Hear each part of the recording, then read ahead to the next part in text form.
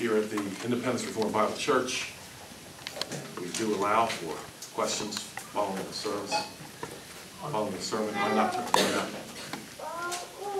You're ready. Should be hot now. We do this in part because we believe that this was the pattern laid out for us in the Church of Corinth, for example. We see Paul doing that, something like that in Acts, where, was it Fort Tychicus? I can't remember the poor man's name that fell asleep, fell out the window, and appeared to be dead, but Paul revived him. It certainly appears to be a very long question and answer session going on there. So we feel we have biblical warrant for this. Who was the first question? Speaking of who copies who, does everybody remember Kwanzaa? Yeah, that's a good example. Yeah, Kwanzaa, people act like Kwanzaa's been around like since the beginning of time. Invented about 30 years ago by a convict, for Pete's sake. True. Kwanzaa, you don't be kidding me. All right, I know there's more questions out there. Come on now. Let's crank them up. Can you give a little more information about the Christmas tree and wreaths and all that? Were you saying that it is okay or not okay, or not? Couldn't quite get your point. Thank you. This is not an extension of the sermon. This is part of the question and answer time. Turn, if you would, to Jeremiah 10. This is the one that comes up all the time.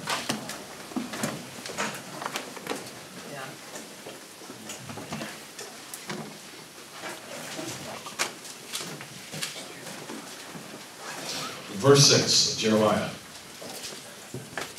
Inasmuch as there is none like you, O Lord, you are great and your name is great in might. Who would not fear you, O King of the nations? For this is your rightful due. For among all the wise men of the nations and in their kingdoms there is none like you.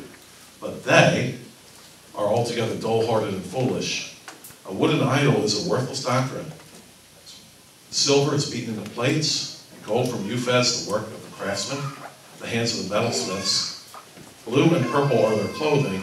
They are all the work of skillful men. Now, let's go back a little bit to read the core of Jeremiah's message here in chapter 10. Verse 1, hear the word the Lord speaks to you, O house of Israel.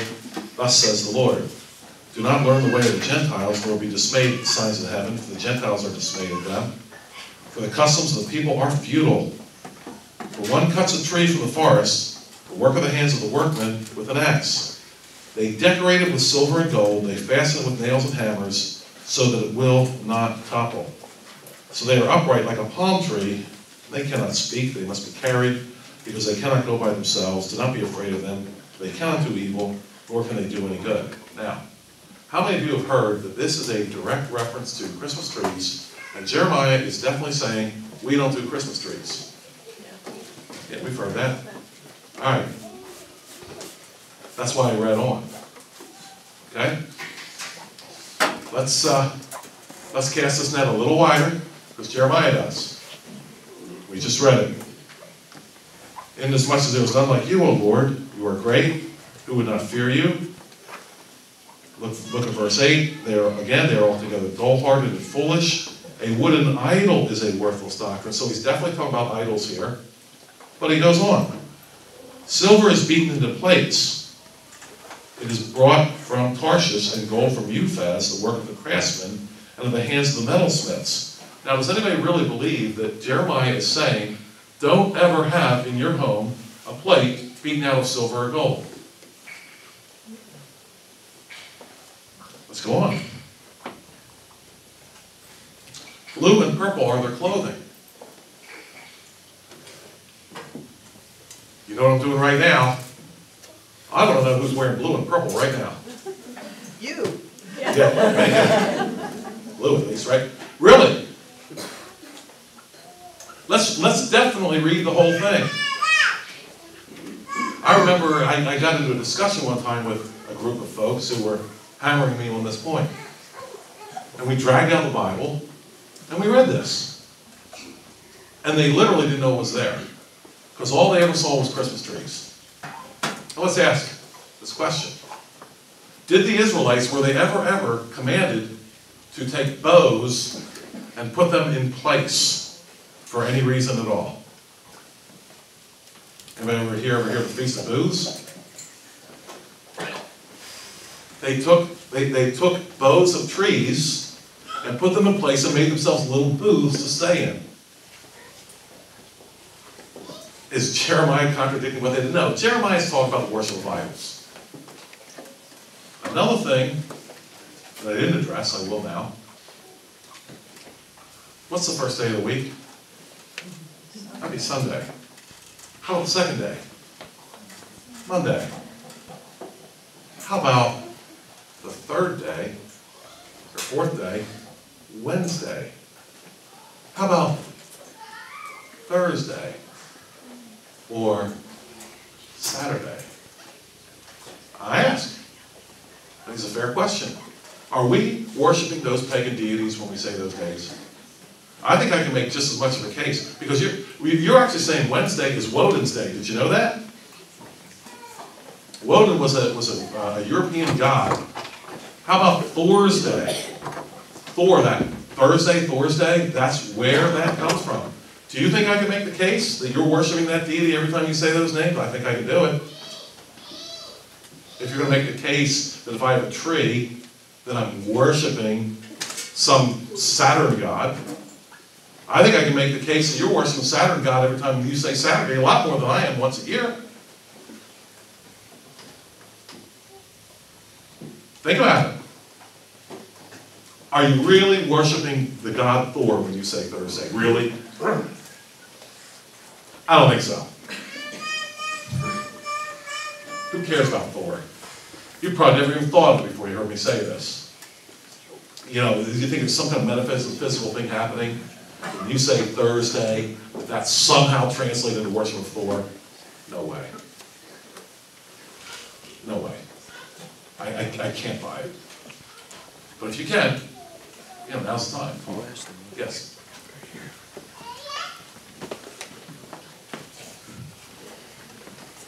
I've participated in quite a few discussions on this online, shocker. One of the things is with our viewpoint of Christ's kingdom and that he is ruler of all things, we were saying that we should not abandon, this is just my own commentary, we should not abandon these things to pagans. It is not as if we can accidentally worship an idol. It is not as if, like one person posited the argument that when you get the presents under the tree, you're kneeling down to the tree, which is an idol. And it was like, no, it's not like I can accidentally worship another god. We're taking dominion in our home, and we are saying this is a day that we are enjoying God's good gifts, which is our family and some of the material gifts that he gives us as well. But this is not an accidental thing, like I just fell down in front of an idol and started worshiping it accidentally. We are purposely choosing to take this time to focus on this portion of God's word. You know, Christ's birth and incarnation, not like we don't celebrate it the rest of the year as well. So it's one of those things that it's foolish to say that we can accidentally worship an idol. Yeah, we obviously always want to be careful how we worship Christ. And I think the Scots have just done us an awful lot of good here. A lot of good. But to say that if you twist a certain way or say Thursday or whatever, that you're somehow accidentally worshiping, I don't see it. In fact, I didn't mention Alexander Hislop. How many of you have heard of Hislop? Yeah.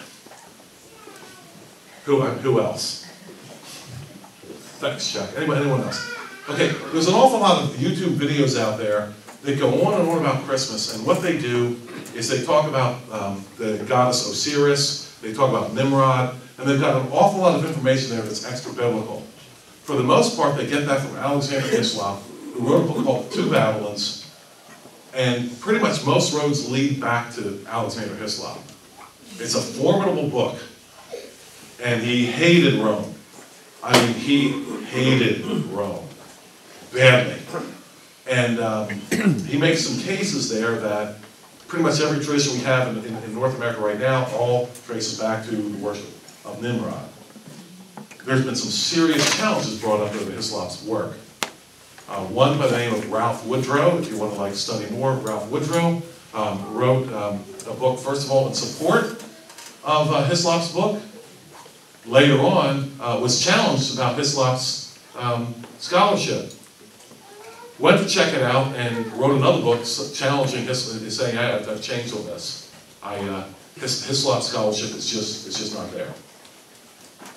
Most of the things that you get on YouTube talking about the god Saturn, Saturnalia, is based on Hislop, Alexander Hislop. I want to also address this idea of say, worshiping, shall we say, backdoor worship, if you will. Christ ministered in synagogues. Synagogues in the Old Testament were never really established as synagogues, but Christ still worshipped in them. It didn't mean that he had given up his principle of worship because he ministered in a synagogue. It meant that he was just simply ministering in a synagogue, as far as I'm concerned. And the pagans are the imitators, and not the Christians on this. And I think the historical record is abundant. I think it's formidable from what I've read. And we don't hear about it, and I think partly because we're stuck in this area, I think, in modern Christian circles, where we just have to be the persecuted people. We have to be the one. We somehow feel better about ourselves. We really do, if we can say that our traditions are copying off the pagans. Somehow, that makes us feel good.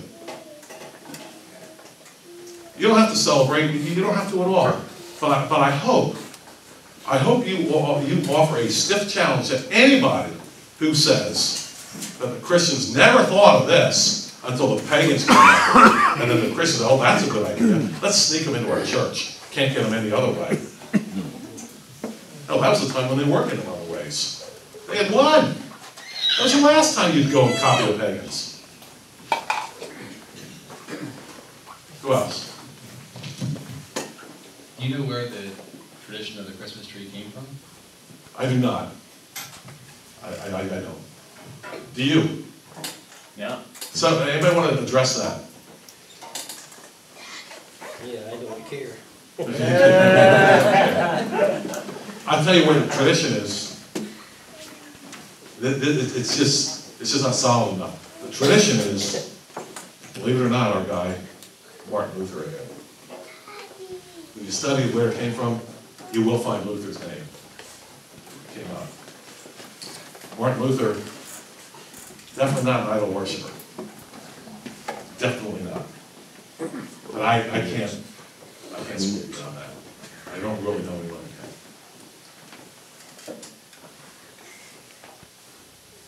And I've done, my scholarship on this, I'll admit, is rather limited.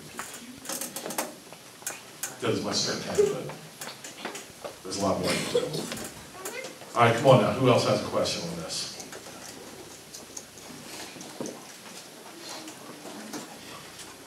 Yes. I just want to say, as far as Christian liberty about all this, that the Christian liberty of some Christians feeling they can celebrate Christmas and others feeling that they shouldn't. In the Christian liberty, in the New Testament, the early church did allow for Christian conscience in the meat to idols situation, where it, meat that definitely was in pagan worship. The early church allowed for believers to participate in that there wasn't any metaphysical problem with the meat. Some Christians were indulging in it, and it was an issue that came up in the early church that they had to decide in the same way that Christians try to decide about this every year. And so they had to deal with these kinds of things then, too, because they really did have the blatant idol worship in their culture. Yeah, thank you. And that is kind of the good side of this. I'm glad we have a discussion. People who don't want to celebrate this day, in my experience, are doing it for the most part, for solid reasons that they believe in. They're trying to do the right thing. They're not just being, the ones I know, just being dismissive about it. They've got the reasons. Yeah. Talk a little bit more about, you mentioned about not giving the pagans any more of our symbols. You know, the rainbow. How are we going to do that? You know, what's some things we can do? And do you think part of the reason we gave them away is because the majority of Christendom, things are going to get worse and worse and worse and worse. Now we're going to give them the cross, and just expand on that briefly. Yeah, I'm waiting. I'm waiting for us to give up the symbol of the cross. I am. Who knows if that's not already happening? I want to just address this a little bit. For example, what was the earliest symbol? What was the earliest Christian symbol? It was a fish. Anybody remember what the Philistine god Dagon was? It was a fish god.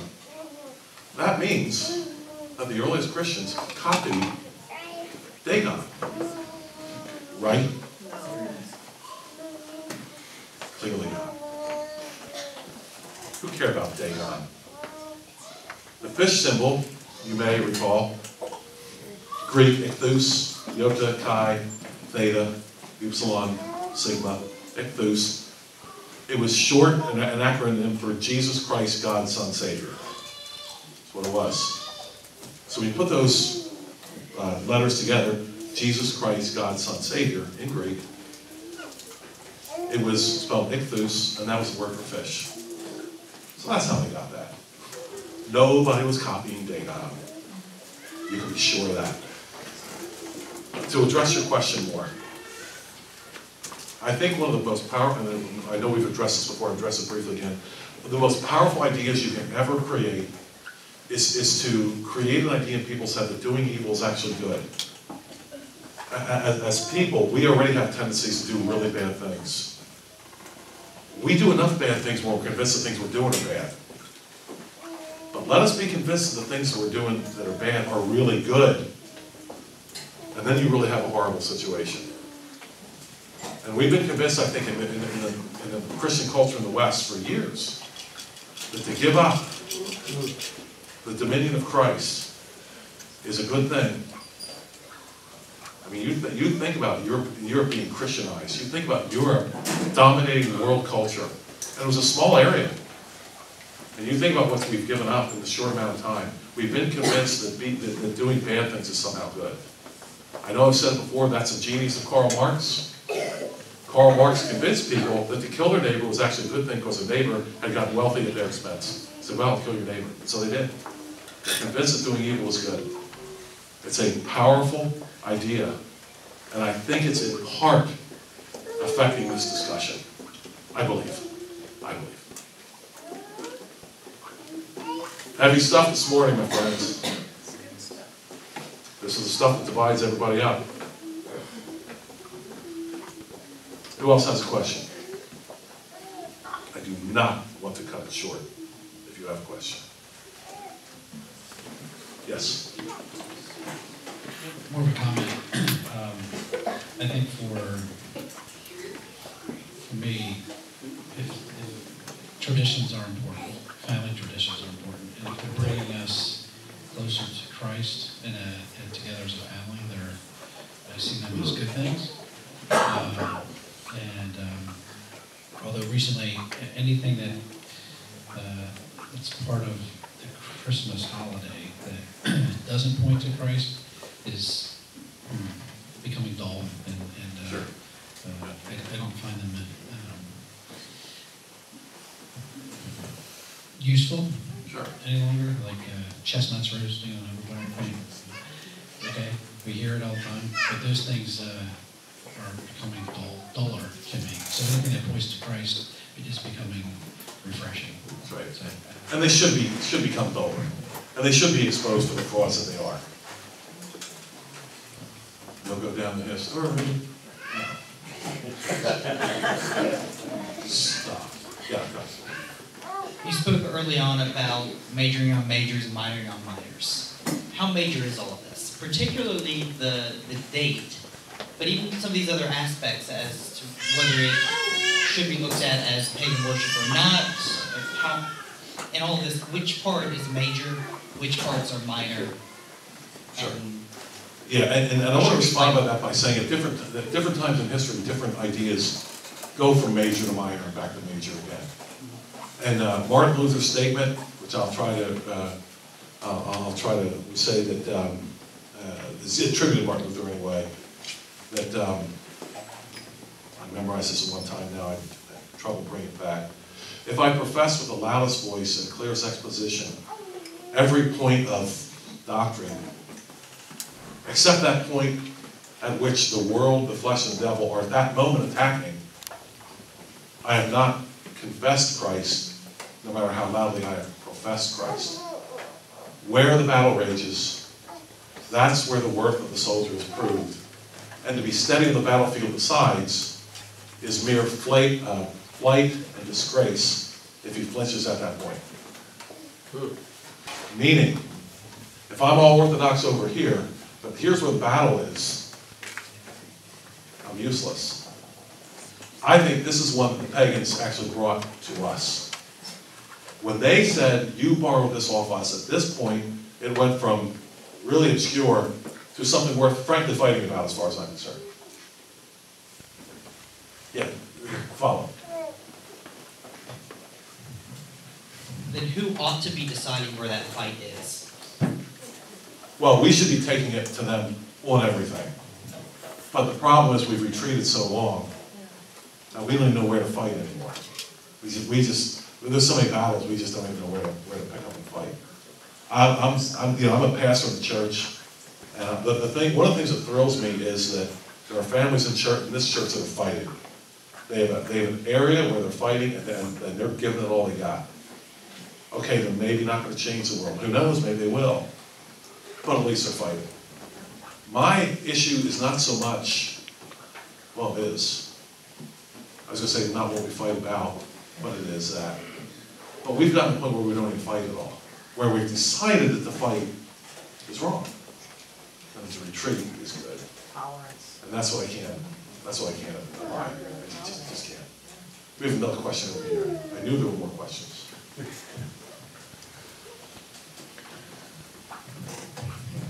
Yeah, I just had a quick question about Christmas caroling. I know that we had thrown out there an idea about going Christmas caroling. I know that just Christmas caroling in and of itself is not going to save anybody, but we did go with neighbors that live right over here in Morgantown, and we were very intentional about giving them sharing the gospel, and just in maybe a tract form, but still putting something in their hands. It's not going to save someone necessarily, but planting seeds.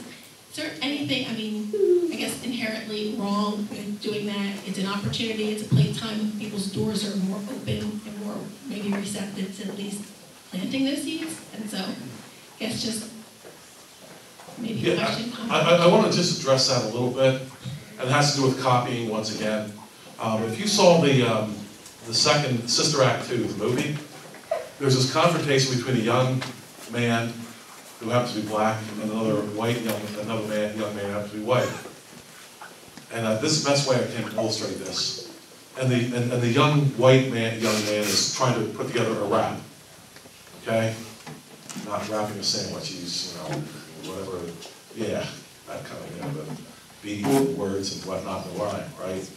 And the young black man says to the young white man in the movie, says, why do you always copy off of us? You're copying off of us. Rapping is a black thing, it's not a white thing.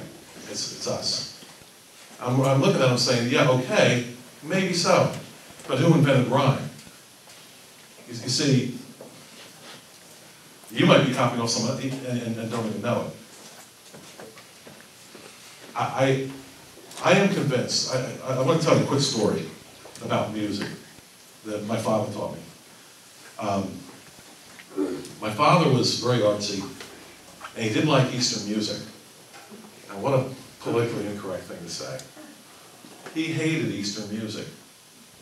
Hated. He was very artsy. He was He's one of those guys where you drive down the road, he'd look at like a billboard and say, that's terrible, that shouldn't be up there. We'd be like, Dad, what's the problem? That's terrible art. And for him, you should never have bad art. It was right up there with bad doctrine and everything else. Trash heap for all of them, and leprosy for the artists. Anyway, he explained this to me one time. He said, here's my problem with this music. It doesn't have a home note, and it doesn't go anywhere. And that's really true. It just goes wherever. And he went on to say, this is their fault. They don't believe in progress. They don't believe history has a beginning and an end. They believe that everything is just a big circle, and their music sounds like it, and so is their language. Because in many cases, they have the same word for tomorrow as yesterday. Now think about that. Your word for tomorrow is the same word as yesterday. Try to make progress with that. He says that, and this is the problem. It was a godless culture, and he didn't like it. Now, music itself and Christmas carols, Alvin Schmidt points out, it was like 800 AD until the octave was even discovered. I didn't know you had to discover the octave, but they did. And polyphonic music is now being developed. And it's being developed in a Christian context, if you will. Now let me get back to this. When we sing those Christmas carols, yes, I did say there's some lighthearted stuff and some stuff in some of our Christmas carols that is really like, oh man, are you serious? But there's some other solid phrases in our Christmas carols. See within a manger laid. Jesus, Lord of heaven and earth. What a phrase. What a phrase. The hopes and fears of all the years are met in thee tonight. What a phrase. How much truth is just packed into that? So I'm going to say every possible time you can sing godly songs at any time of the year, please do so. And by the way, you see what's happening with Christmas and Thanksgiving? You see what's happening in the culture? They're corrupting Christmas and they're ignoring Thanksgiving. Have you noticed that? It's not Turkey Day. It's football day. Have you noticed there's anything but Thanksgiving now? See, that's how they do.